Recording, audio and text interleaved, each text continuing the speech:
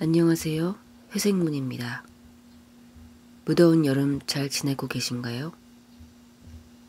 회색 괴음, 오늘 들려드릴 첫 번째 이야기는 부산에서 살고 계신 L군의 이야기입니다. L군은 2달 전쯤 어느 토요일에 시험 공부를 하기 위해 집 근처의 도서관에 갔습니다. 도서관 2층에서 자리를 찾고 있던 L군의 눈에 구석 쪽에 빈 자리 하나가 눈에 띄었다고 합니다. 그래서 거기로 가 앉아서 공부를 하고 있었습니다. 갑자기 L군의 휴대폰에서 소리가 울렸다고 합니다. L군은 갑작스런 벨소리에 놀라 황급히 도서관을 나왔다고 합니다. 그런데 이상한 것은 소리가 길게 이어졌고 분명히 벨소리인데 L군의 전화벨 소리 중에 그런 소리는 없었던 겁니다. 게다가 L군이 확인해보니 핸드폰은 분명히 무음으로 해둔 상태였습니다. L군은 이상해서 핸드폰을 껐다 켜기 위해 전원을 껐는데 그런데도 5초 정도 그 벨소리가 더 들렸던 것입니다. 그제서야 문득 생각이 난 건 도서관에 들어가 자리를 찾고 있을 때 봤던 하나 남았던 빈자리. 그 빈자리 쪽으로 갈 때 뭔가 그림자 같은 걸 본 것 같았던 것이 기억이 났습니다. 그리고 그 자리에 앉아서 공부를 할 때 뭔가 뒤에 누가 있는 것 같은 인기척이 자꾸 나서 뒤를 계속 돌아봤었다고 합니다. L군은 기분이 좋지 않아서 공부를 중단하고 집으로 그냥 돌아왔다고 합니다. 그런데 한 가지 더 이상했던 건 집에서 도서관까지 천천히 걸어도 5분에서 10분 정도면 가는 거리였는데 그날은 집으로 곧장 돌아왔는데도 와서 보니 30분이나 지나 있었다고 합니다. 그날 L군이 겪은 일들은 대체 무엇이었을까요?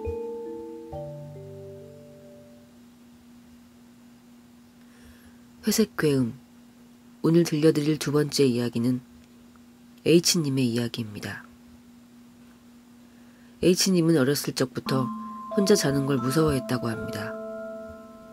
어릴 때는 많이들 그러지만 H님은 단순히 어둠이 무서워서가 아니라 어째선지 한밤중에 불을 끄고 나면 가구의 끄트머리들이 조금씩 움직이고 실제에는 없는 듯한 2차원 형태의 검은 지렁이 같은 것들 혹은 뱀 같은 것들이 H님의 온 방 안에서 움직이는 것이 늘 보였기 때문이라고 합니다. 뭐라고 표현해야 좋을지는 잘 모르겠지만 H님은 밤마다 이것들이 움직이는 것을 늘 보았다고 합니다. 그래서 가끔 너무 무서울 때는 부모님 방으로 달려가 같이 자곤 했다는군요. 그러던 어느 날, 그날 밤도 부모님 방에서 같이 자고 있을 때였답니다. 그날도 무언가 검은 것들이 방에서 꿈틀거리는 것이 보여 소름 끼쳐 하면서 부모님 곁에서 누워 있었답니다.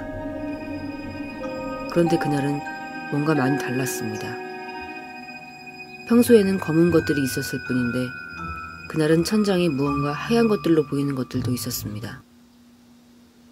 평소엔 없던 하얀 것들이 있어서 H님은 저게 뭐지 싶었는데 갑자기 그것들이 모여들더니 뭔가 형체를 이루는 느낌이 들었다고 합니다. H님의 기억으론 그 형체는 고양이 얼굴을 닮아 있었다고 합니다. H님은 당연히 기겁을 해서 부모님을 깨웠지만 부모님은 자주 듣던 말이라 그런지 대수롭지 않게 넘기며 얼른 자라고 하셨답니다. 그날 H님은 어떻게 잠이 들었는지 기억이 나지 않는다고 하셨습니다. 10년도 훨씬 더 지난 일이지만 그날 밤의 일은 언제나 항상 뚜렷이 기억이 난다고 합니다. 얼마 지나지 않아 그 검은 것들은 더 이상 보이지 않게 되었고 혼자서 잠을 잘 수 있게 되었다고 합니다. 그 고양이 얼굴 형체는 무엇이고 검은 것들은 또 무엇이었을지 아직도 궁금할 따름이라고 하네요. 그리고 H님은 고양이를 키운 적이 한 번도 없다고 합니다. 지금 가끔 생각해보면 그 집에 살던 지방령들이었을까 하는 생각이 가끔 든다고 합니다.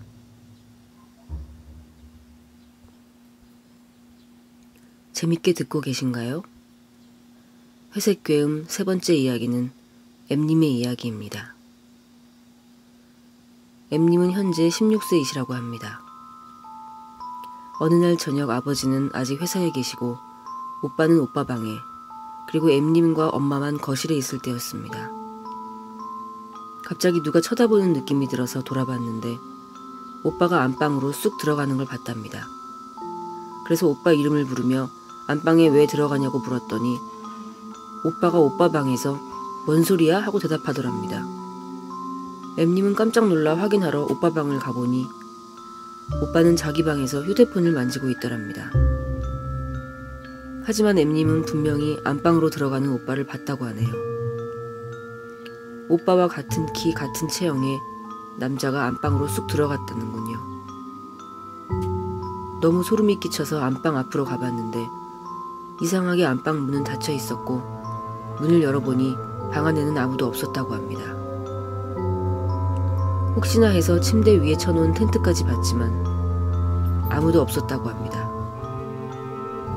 이상한 건 분명히 안방으로 사람 형체가 쑥 들어가는 걸 봤는데 문까지 닫혀 있었다는 거죠. 그리고 안방 창문에 고리 역시 걸려있는 상태라 누가 들어올 수도 없었답니다. M님은 너무 소름이 끼쳐서 안방에서 뛰쳐나와 문도 얼른 닫아버리고 엄마에게 얘기했다고 하네요. 하지만 엄마와 오빠는 장난치지 말라고만 했다는군요.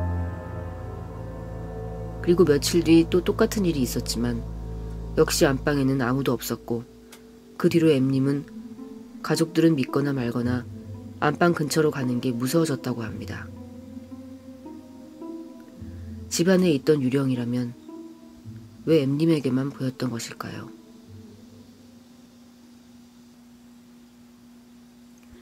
회색 괴음 네 번째 이야기, Y님의 이야기입니다. Y님의 아버지께서 실제로 겪으신 기묘한 이야기라고 합니다. 몇 년 전 Y님의 아버지께서 여느 때와 같이 회사에 가시려고 버스 정류장으로 가고 계셨답니다. 시간이 조금 늦었기 때문에 버스가 오는 걸 보고 뛰어가셨다고 합니다. 그런데 그 순간 근처에서 지나가던 어떤 여자가 길가에 공사하던 웅덩이 같은 곳에 다리가 빠졌고 쉽사리 빠지지 않자 지나가던 사람들 보고 도와달라고 했답니다. Y님의 아버지는 그냥 지나칠 수가 없어서 하는 수 없이 그 여자를 도와주셨고 여자는 간신히 구멍에서 다리를 빼냈다고 합니다.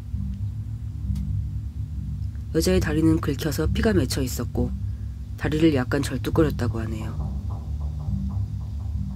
아버지께서는 가시는 데까지만 부축해드린다고 했지만 그 여자는 한사코 괜찮다고 가던 길 가시라고 했답니다. 그래서 아버지는 그 여자가 가는 걸 조금 지켜보고 있다가 버스 정류장으로 다시 가셨다고 합니다.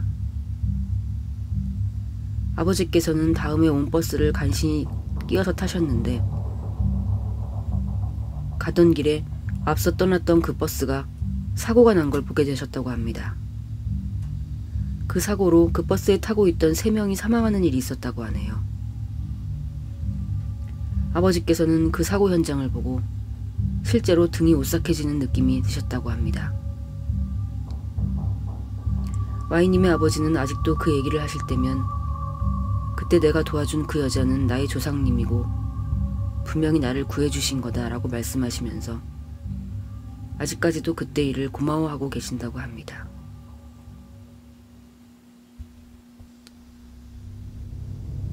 오늘의 이야기는 여기까지입니다. 오늘 들려드린 기묘한 이야기들로 조금이나마 시원해지셨다면 좋겠습니다. 그럼 회색 괴음 다음 시간에 또 다른 이야기들로 찾아오겠습니다. 그럼 오늘 밤도 안녕히 주무세요.